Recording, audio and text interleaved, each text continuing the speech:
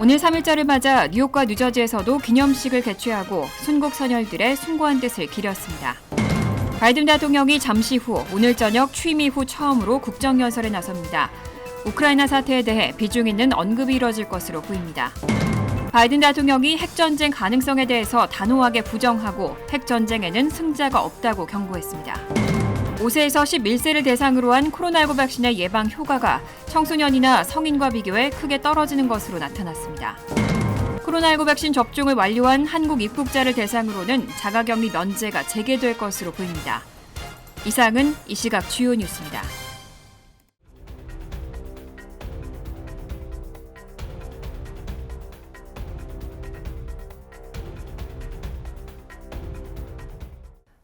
시청자 여러분 안녕하십니까? KBN 뉴스입니다. 오늘 3일절을 맞아 뉴욕과 뉴저지에서도 기념식이 개최됐습니다. 기념식에 참석한 한인들은 대한민국 독립을 위해 희생한 순국 선열들의 숭고한 뜻을 기렸습니다.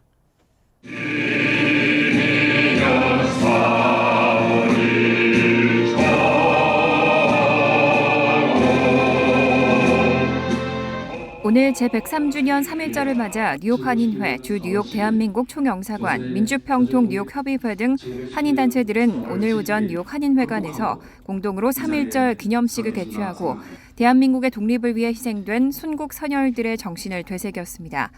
유진희 광복회 뉴욕 지회장의 독립선언서 낭독으로 시작된 기념식에서 문재인 대통령은 정병화 뉴욕 총영사가 대독한 기념사를 통해 세계 10대 경제대국, 수출 7위 무역강국, 군사력 6위, 혁신지수 1위 등 높아진 대한민국의 위상을 강조하고 국민 모두가 중요한 사명을 갖고 있다고 말했습니다. 존경하는 국민 여러분, 해외 동포 여러분, 우리는 대한민국 임시정부에서 활약한 분들을 임정요인이라 불러왔습니다.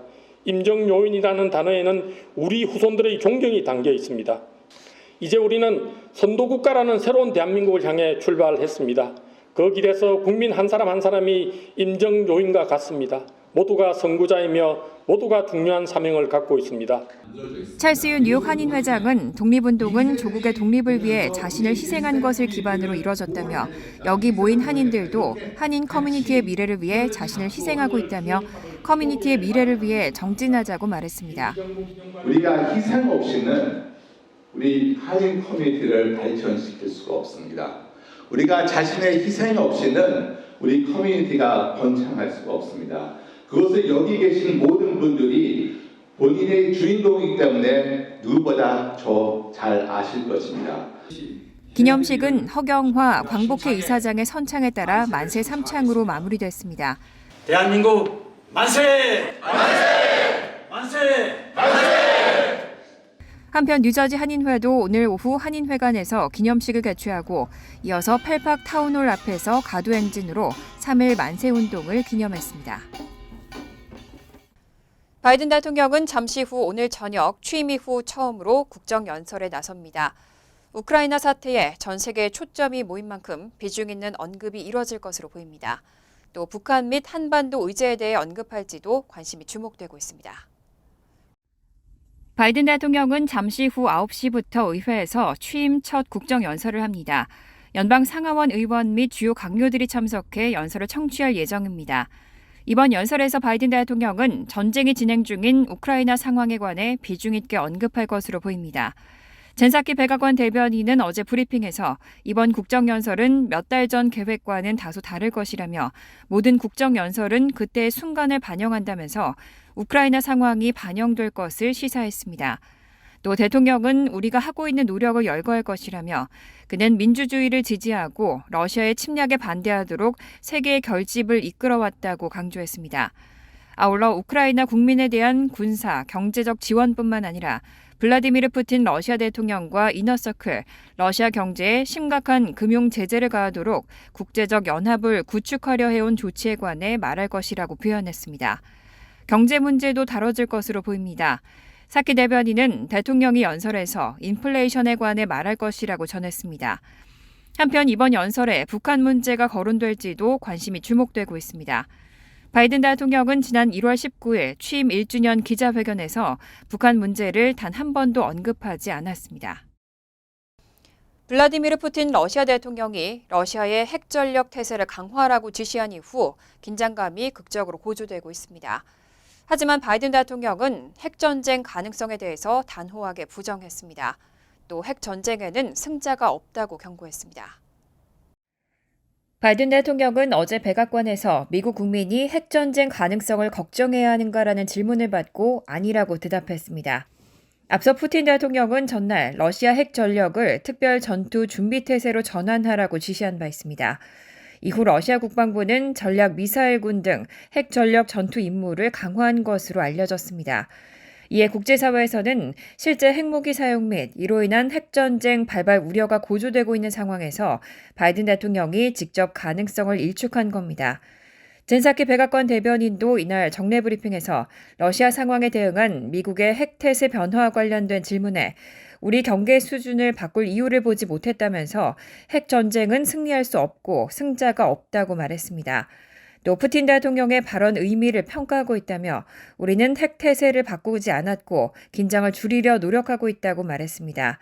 이어 핵무기에 관한 도발적인 수사법은 위험하다고도 지적했습니다. 아울러 국방부 고위 당국자는 이날 오프카메라 브리핑에서 러시아의 핵전력 태세 강화 이후 행보를 면밀히 주시하고 있다며 아직 주목할 만한 움직임은 보지 못했다고 설명했습니다. 한편 유엔에서는 이날 긴급 특별총회를 통해 러시아에 대한 비판이 쏟아졌습니다. 안토니오 구테우스 유엔 사무총장은 이날 긴급 특별총회에서 소름 끼치는 전개라며 어떤 것도 핵무기 사용을 정당화할 수 없다고 지적했습니다.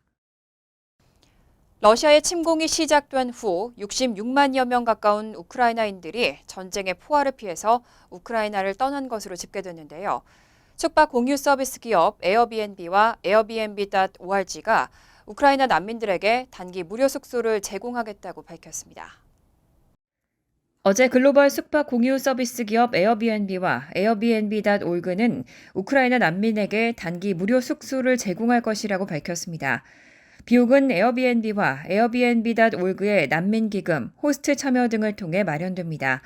에어비앤비 공동 창업자로 에어비앤비 CEO인 브라이언 체스키, 공동 창업자로 에어비앤비.org 회장인 조 게비아, 공동 창업자로 에어비앤비 최고 전략 책임자인 네이선 블라차르제크 등은 폴란드와 독일, 헝가리, 루마니아를 포함한 유럽 전역 지도자들에게 편지를 보내고 난민 지원을 제안했습니다. 에어비앤비.org는 우크라이나 난민 최대 10만 명에게 임시 숙소를 제공하기 위해 노력하고 있고 장기 체류 숙박도 제공할 수 있도록 이들 정부와 긴밀히 협력할 예정입니다. 이번 발표는 미국 연방세법 제501조에 의거한 독립 비영리 기관이자 재난 상황에서 임시 숙소를 지원하는 것을 주 목적으로 하는 에어비앤비.org의 지속적인 활동의 일환입니다. 에어비앤비.org는 국적, 인종, 민족 등과 관계없이 난민 등 도움이 필요한 사람들에게 10년째 긴급 숙소를 제공하고 있습니다. 지난 5년간 에어비앤비와 에어비앤비.org는 파트너들을 통해 시리아, 베네수엘라, 아프가니스탄 출신을 포함한 5만 4천 명이 넘는 난민과 망명자들에게 임시 숙소를 제공해왔습니다. 현재 5세에서 11세를 대상으로는 화이자의 코로나19 백신이 접종되고 있는데요. 해당 연령대에서 백신의 예방 효과가 청소년이나 성인과 비교해 크게 떨어지는 것으로 나타났습니다. 중증 예방에는 여전히 효과가 있다고 하지만 투약량이나 접종 횟수 등 더 많은 데이터가 필요해 보입니다. 뉴욕타임즈에 따르면 뉴욕주 보건국과 벤더빌트 대학의 소아 백신 전문가 캐서린 에드워즈 박사 등 연구진은 오미크론 확산이 정점을 이뤘던 지난해 12월 13일부터 올해 1월 31일 사이에 화이자 백신 1, 2차 접종을 완료한 12세에서 17세 어린이 85만 2,300여 명, 5세에서 11세 어린이 36만 5,500여 명의 데이터를 분석했습니다. 그런데 이 결과 이 기간 입원 예방 효과는 12세에서 17세의 경우 85%에서 73%로 5세에서 11세는 100%에서 48%로 각각 떨어졌습니다. 또 감염 예방 효과는 12세에서 17세의 경우 66%에서 51%로 낮아졌지만 5세에서 11세는 68%에서 12%로 급감했습니다. 특히 이들 두 연령대의 경계선에 있는 11세와 12세를 비교하면 차이가 극명했습니다. 1월 마지막 주 백신의 감염 예방 효과가 12세에서는 67%였지만 11세에서는 11%에 불과했습니다. 보건 전문가와 연방 관리들은 이런 백신 약효의 급격한 저하가 이들에게 접종되는 투약분이 청소년, 성인의 3분의 1에 불과하다는 점 때문일지 모른다고 설명했습니다. 화이자는 5세에서 11세 어린이에게는 성인 투약량 30마이크로그램의 3분의 1인 10마이크로그램을 접종하도록 하고 있습니다. 하지만 뉴욕타임즈는 그렇다고 면역 반응 강화를 위해 투약량을 늘리는 것도 해법은 아니라고 지적했습니다. 그럴 경우 과도한 고열을 유발하거나 위험한 부작용을 초래할 수 있다는 데이터가 있기 때문입니다. 전문가들은 어린이를 위한 최적의 투약량과 투약 횟수, 시점에 대해 더 많은 정보를 수집할 필요가 있다는 걸 보여주는 연구 결과라고 전했습니다. CDC가 코로나19 방역 지침의 기준을 대폭 완화한 이후 미 전역에서 방역 조치들이 잇따라 해제되고 있습니다. 캘리포니아, 워싱턴, 오리건 등 서부의 3개 주는 어제 일제히 학교 마스크 착용 의무화를 없애겠다고 발표했습니다. 캘리포니아, 워싱턴, 오리건 등 3개 주 주지사들은 어제 공동 성명에서 3월 11일부터는 학교에서 마스크를 쓰도록 의무화하지 않겠다고 밝혔습니다. 이들 주지사는 모두 코로나19 방역 조치에 적극적이었던 민주당 소속입니다. 다만 병원이나 의료시설, 대중교통수단 등 고위험 환경에서는 여전히 마스크를 써야 하고 주정부 차원의 의무화가 끝나도 카운티나 시정부 차원에서 여전히 의무화 조치를 시행할 수 있습니다. 케이트 브라운 오리건 주지사는 지난 2년간 여러 차례 강조했듯 코로나19는 주나 카운티 경계선에서 멈추지 않는다며 우리는 다 함께 회복력을 구축하고 다음 변이와 다음 팬데믹에 대비할 것이라고 말했습니다. 앞서 질병통제예방센터는 마스크 착용과 사회적 거리 두기 같은 방역 조치를 시행하라고 권고하는 기준을 완화했습니다. CDC는 지난 25일 새로 업데이트한 방역 지침에서 미국인의 70%가량은 실내에서 마스크를 쓰지 않아도 된다고 권고했습니다.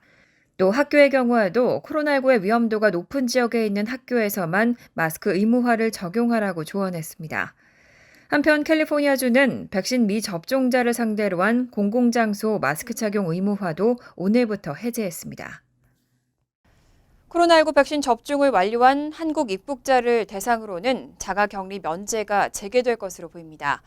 정확한 시행 시기나 대상자 등 세부 사항에 대해서 검토가 이뤄지고 있습니다. 한국질병관리청은 어제 정례 브리핑에서 코로나19 백신 접종을 완료한 해외 입국자에 대해서는 자가격리 면제를 검토하고 있다고 밝혔습니다.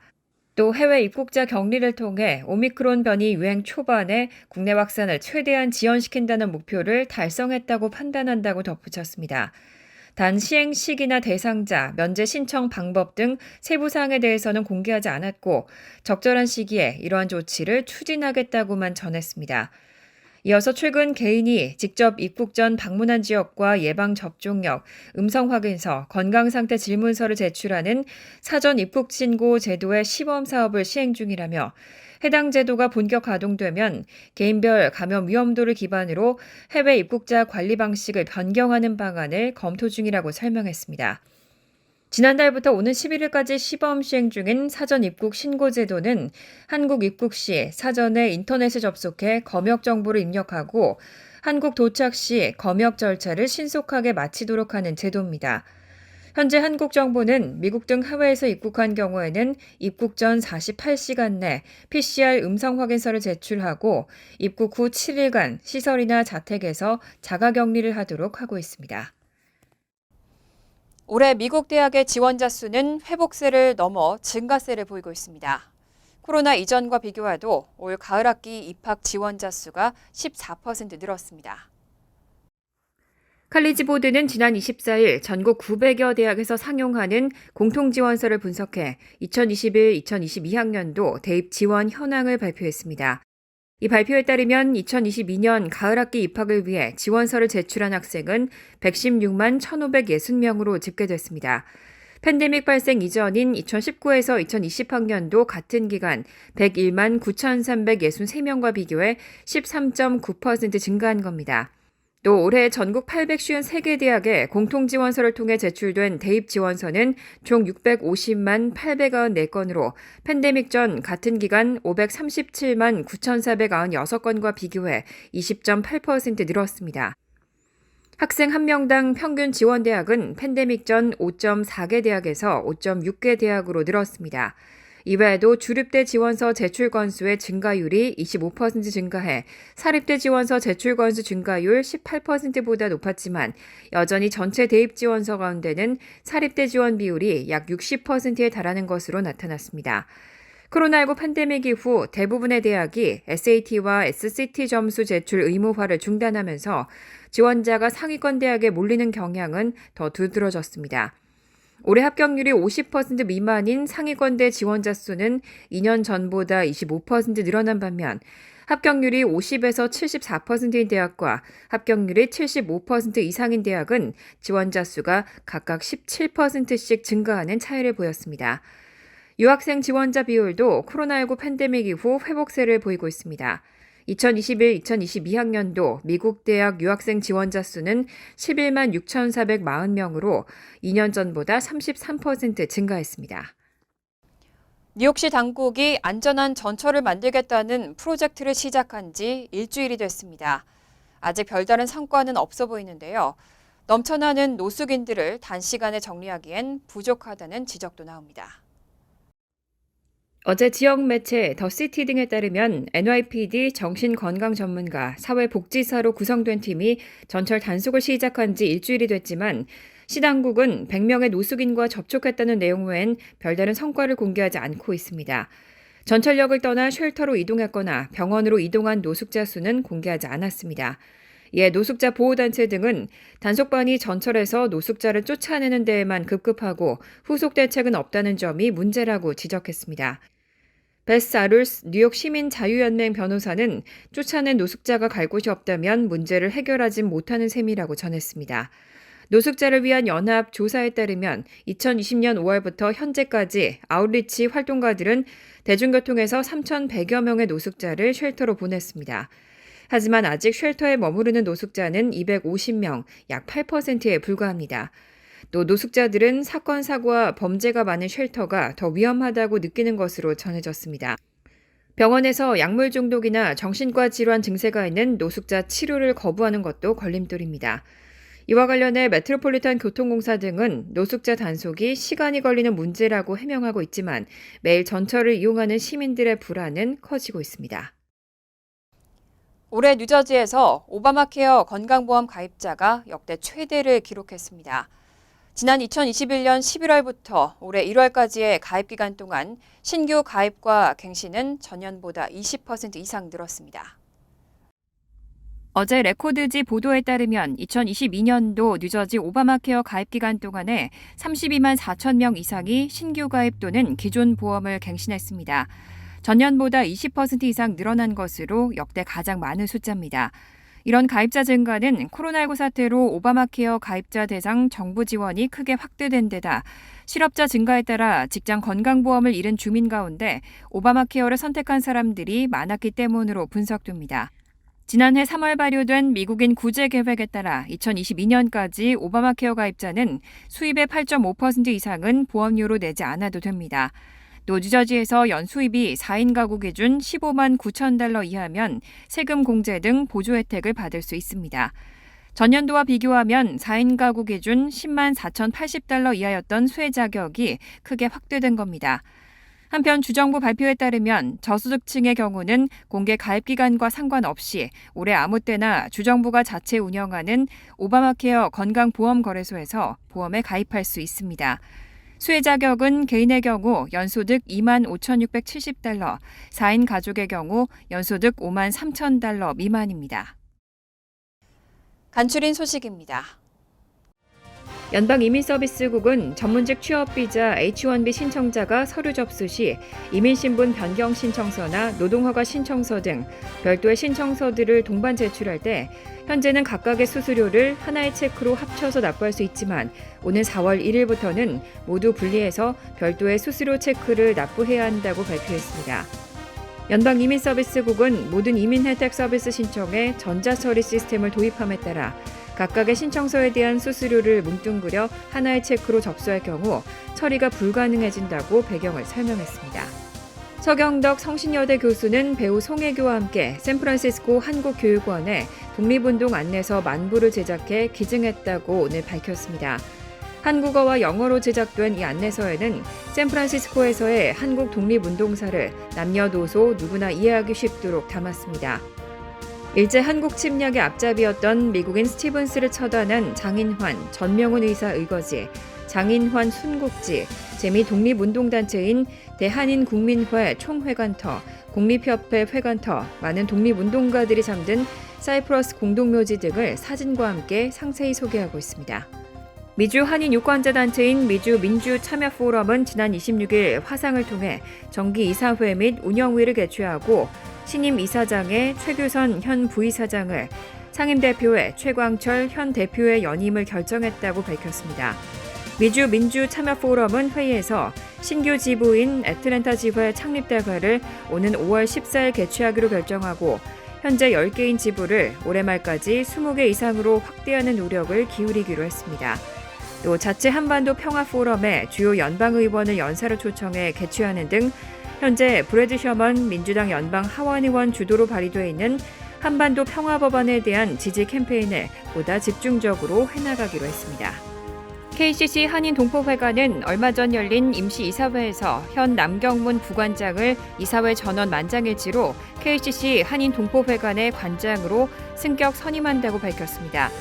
남경문 관장은 2020년 11월 팬데믹의 시기에 부관장으로 선임돼 지금까지 KCC를 이끌며 BCC, JCC 등 다양한 기관과 공조해 어려운 시기에 KCC를 안정적으로 이끌어왔다는 평가를 받아왔습니다.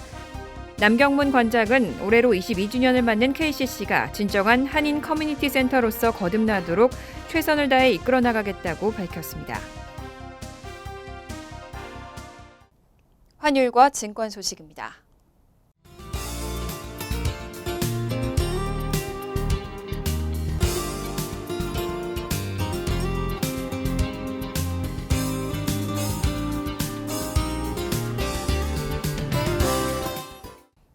이어서 날씨입니다. 수요일은 대체로 화창하겠습니다. 낮 최고 기온은 49도, 섭씨 9도, 밤 최저 기온은 41도, 섭씨 5도로 예상됩니다. 목요일도 화창하겠지만 밤에는 기온이 떨어져 춥겠습니다. 금요일도 화창하겠습니다. 이상으로 KBN 뉴스를 마칩니다. KBN과 함께 즐거운 저녁 되시기 바랍니다.